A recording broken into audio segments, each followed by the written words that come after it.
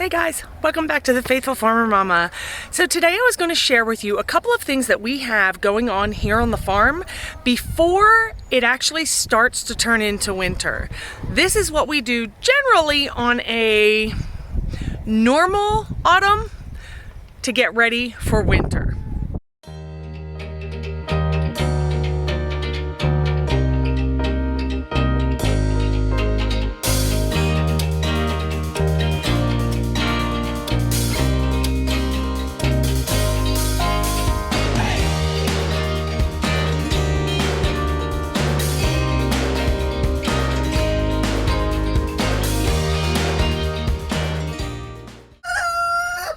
So before we get started, I'm going to ask you to, if you're new here, to go down below and find the subscribe button. Make sure you click that along with the little bell. That will allow you to know when we have new videos that come out. Today, I'm going to actually share with you a couple of days worth of work that we've been putting into here on the farm. Things like preparing garden beds, actually working in the animal stables, preparing them for winter, digging things up to save them for spring, and other things such as that. Join me today as we go ahead and start winterizing our little homestead. We moved the chicken coop along with the brooding box and the other rooster box. That's what this is here. We actually moved this a couple weeks ago. We like to move the chickens around every 6 months or so, and the chicken coop used to actually have the brooding box and stuff right here.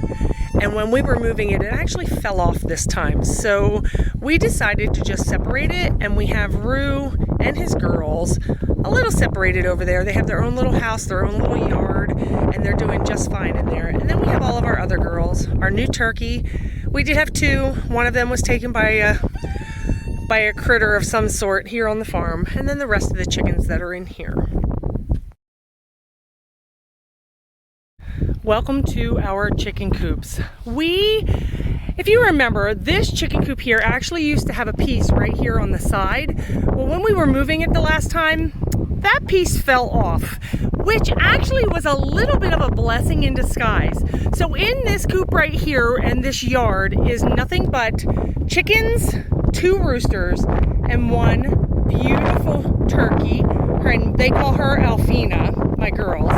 And then the broken part of the other coop here, we actually moved over here. This is Roo's coop. Roo has his girls in here. These are all my escape artists. When they escape, this is where they go. We put them in here, and hubby actually, which was also another blessing, made this coop here perfect for both incubation or like a brooding box, but also as a rooster's box with his girls. So this side of the box here, heat lamp, nothing's on because we don't have any creatures in here. This is a brooding box for little creatures. Oh, and a mouse that just went out that hole. That was kind of creepy. We have this metal pan up between, or metal sheet, and that keeps everything out except the mice I see. The other side is Rooster's cage. As you can see, they have access in and out. They have buckets here to lay in. Beautiful eggs. And then they have their own yard back there.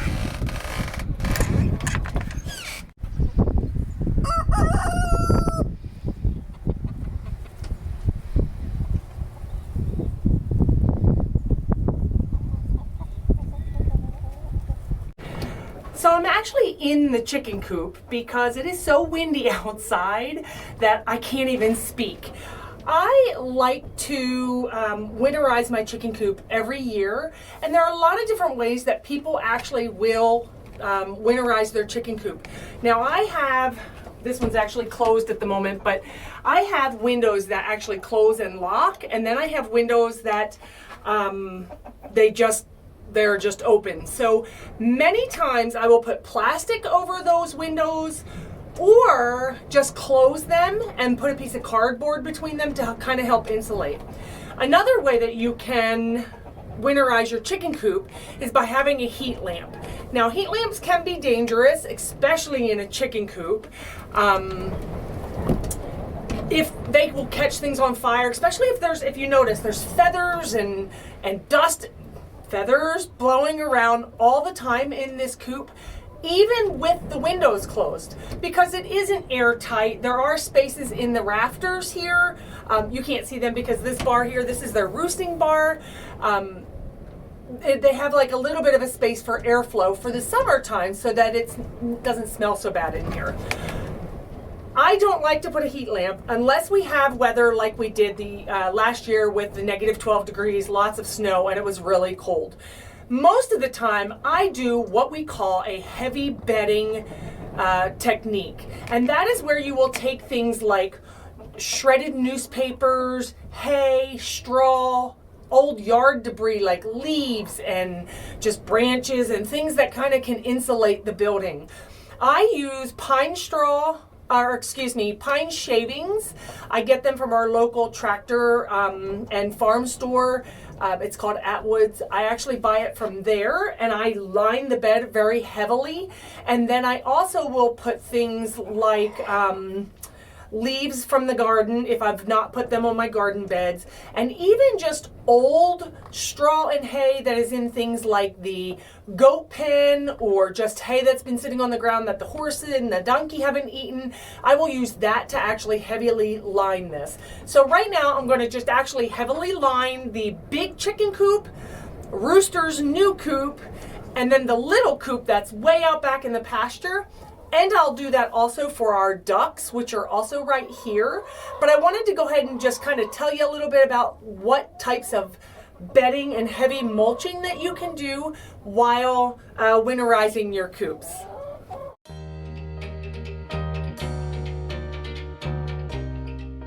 You can actually see the deep bedding that's in here. I will actually come back probably right before winter and add some more, refill the boxes, make sure that all the boxes have lots of bedding in them, and then my girls will all be taken care of.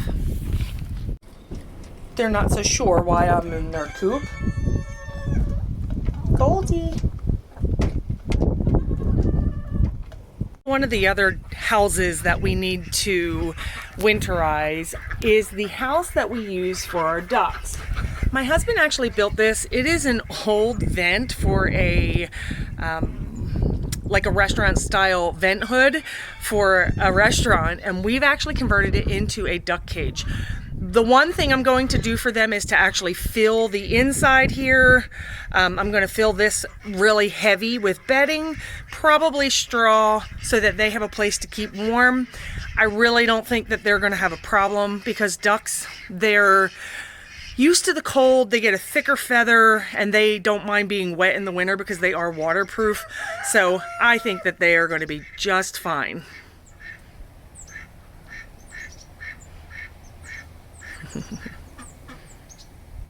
We're slowly moving the ducks closer to the chicken coop, hopefully to get them in the same yard as the chickens one of these days.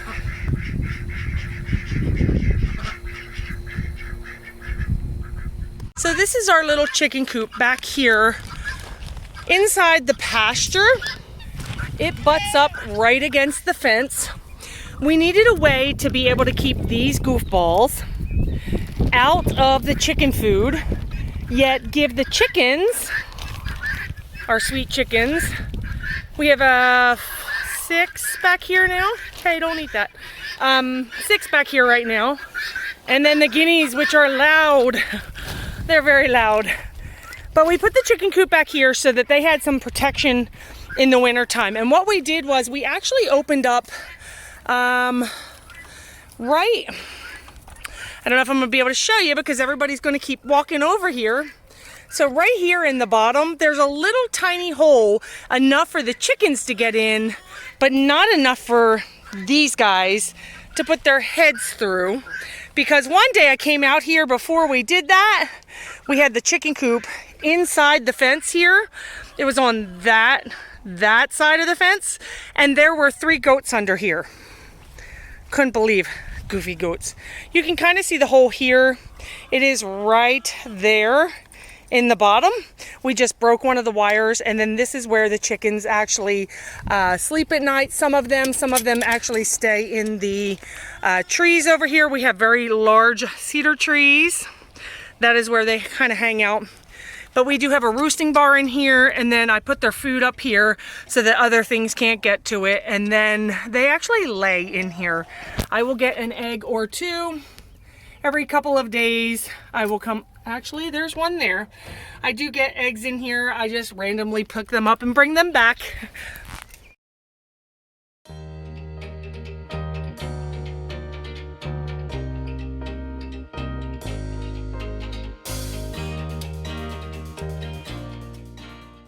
This is also the bedding that we use. It is 3 cubic feet worth of just pine shavings. The cool thing with this one is it's only like $4, I think, a bag. You can get them at Tractor Supply. They also have them, I think they're $5.50 when they're on sale. But this is what I use inside all 3 of the chicken coops. Y'all may remember last year we actually started some potato beds, new potato beds, with the cardboard method. I'll tag that, I'll put a card up in the right hand corner for you to see that video.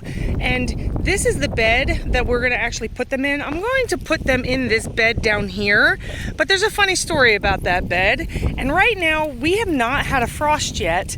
We have one coming around the 15th, 16th of November, which is about a month behind. I still have massive amounts of tomatoes. Massive. This plant right here, this is the Dr. Weich. I think I mentioned this quite a few times, but this bush right here is a monster. I cannot get over how big it has gotten and stayed. But guys, look. I still have these massive tomatoes.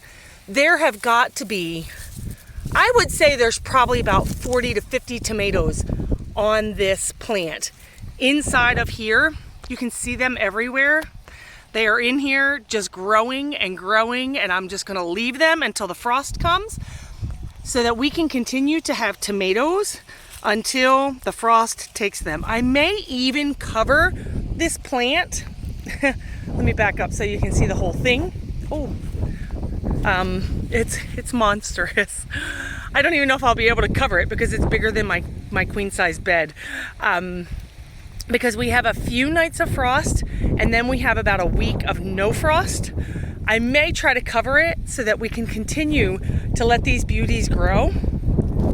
You also may remember that a couple of weeks ago, I actually put these beds to bed for the winter by putting bone meal and a little bit of manure and some eggshells to put some nitrogen back into the soil. Well, in the process of that, I must have had a sunflower that has replanted, and I have little sunflower sprouts everywhere. They're all over the place. So the sunflowers that are in this bed, I will be digging them up. But the ones, oops, I'm sorry about the fingers. The ones that are on the outside, I am just going to leave them because the frost will definitely kill them. So this is actually where I kept my garlic from last year. I actually put some aside from our harvest in the early summer or midsummer, I guess. I put it in this bag and I left it in a very dark spot just to sit there until we were actually ready to plant it. So I'm going to actually separate these, and then each one of these cloves I will plant in our garden bed to give me another one of these for next year. So here's my garlic bulb, and what I usually do is I just break off the top here. I just keep pulling on it until the top papers come off. And then I will pull off my papers. You can see all the garlic cloves in there. And then each one of these cloves here, I will plant. Maybe I can get it off and show you. So one of these, I will actually plant this, and this will give me another bulb for the following year to use during the winter. Right now I still have a huge bag of garlic bulbs that we're using to cook, but they will probably be gone come the spring. So I'm really excited to get these into the ground and start growing for next year.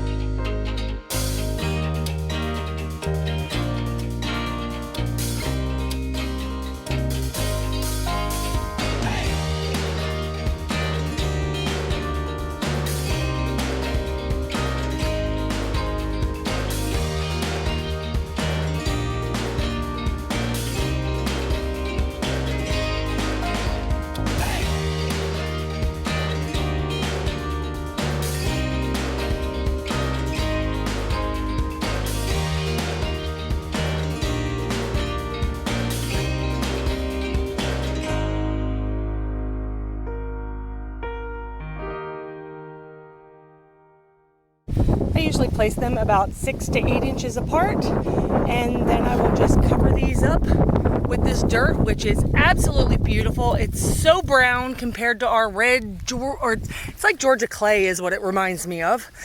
And then I will come back and water it so that they will be able to grow, and we will have a ton of garlic in the spring.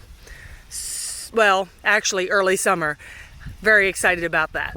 Thing I did want to tell you is that when you are planting garlic bulbs, okay, so I have these here, this is what I'm planting, you're going to want to plant this part right here facing the sky, and this part right here is going to actually be in the ground. So that is how you're going to plant them, like this, and then cover them over with dirt. Now, as I'm sitting here watering this, I did want to say I will come back in a couple of days when it is not so windy and cover all of this with some dried leaves from a few real trees that we have here.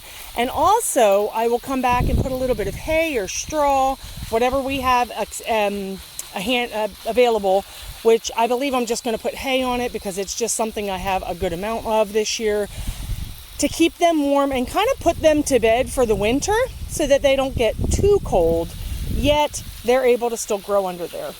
My hopes is that in the next week or so, I will start seeing sprouts of garlic, enough to know that they are germinating, and then the frost can come, because that won't hurt them at all. I also wanted to give you a real quick sneak peek of what is in the garden during this time of year. We actually still have things growing, so like sage and Italian parsley. These over here are my leeks. I planted those 2 years ago, and I only cut the tops off when I use them so that they will come back every single year. I'm going to actually go inside and get some seed and plant a little bit more right here, so we have a second batch coming in, because the goat likes to come in here and eat everything. Also, apologizing for the wind. It is a very windy day here today, which is crazy, but again, we're in Oklahoma, it is windy a lot. This is the rosemary bush that I transplanted during that, right after that 12-inch snow that we had here, which is like not even heard of, and it was like -12, -14 that year.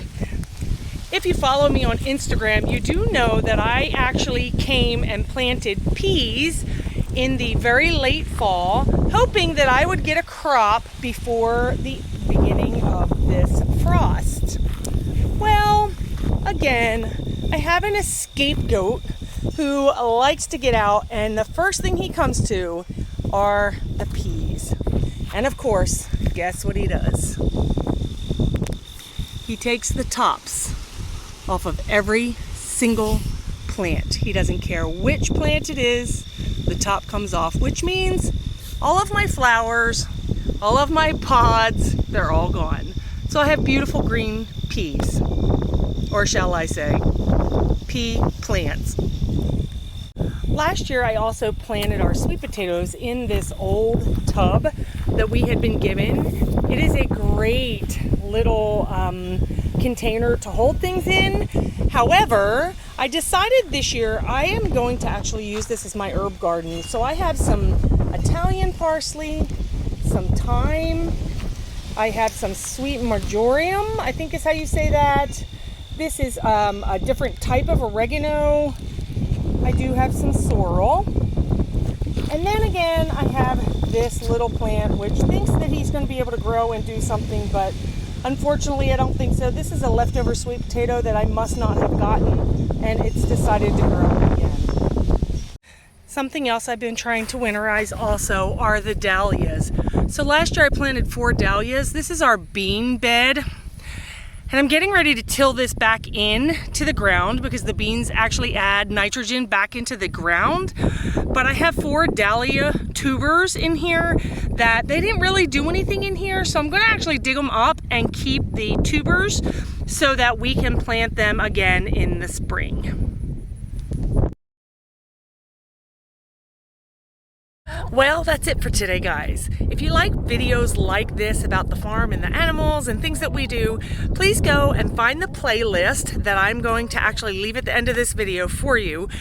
You can go there and watch everything that I've posted so far. There will be more to come. I try to post 1 video about the farm every month, and sometimes it's more than that. Follow me on Instagram. You can always see things that are happening here every single day. The cool thing about this whole video is that we have finally gotten ourselves ready for winter in the short amount of time that we've had. As you remember, you might have remembered earlier in the video, I've talked about how we were supposed to already have our frost, but it's coming next week. I am so not ready for winter yet, but my animals are ready for winter. Thanks for being here today, guys. We'll see you next time. Bye.